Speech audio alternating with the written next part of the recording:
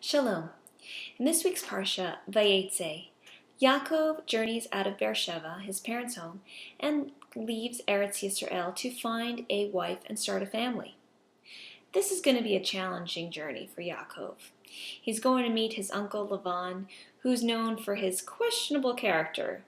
Lavan was a conniving, swindling, cheating sort of man, and Yaakov was a nice, quiet, bookish, truthful, honest, I suppose sweet kind of person. So here's Yaakov going out into the hard, cold world with all the realities, no support system, no parents around. What's he going to do? How's he going to survive?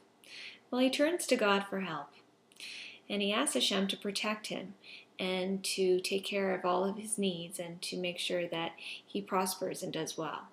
And Hashem answers his prayers, and Yaakov indeed marries wonderful Jewish women, raises righteous children, and accumulates wealth and prospers. So what can we learn from this? Well, one thing we can learn is that whenever we embark on a journey or a mission, it's important to ask for God's protection. This is one of the reasons why the Lubavitcher Rebbe was very encouraging of people to have a chitas, which is a combination of Chumash, the Torah, Tehillim, Psalms, and Tanya, which is the Hasidic teachings, inside of your car. Now, this can be picked up at any Judaica bookstore, and it's a nifty little book that doesn't take up that much room, but it sure has a lot inside of it. He also recommends having a tzedakah box, a charity box, inside the car as well, so that we can make giving a habit. And these two things together become a segula, or a symbol of protection when we travel. Now, we don't just need protection when we're traveling. We need protection and security and safety all the time, especially right now. We need it for Israel. We need it for people all over the world. We need it for ourselves, and we need to pray to God right now to make this happen for us. The Lubavitcher Rebbe once said that our physical security is tied to our spiritual security. And how do we increase our spiritual security? Well, we can do the following things. Men that are age 13 and over can put on tefillin. Tefillin is known as a special way to protect Israel.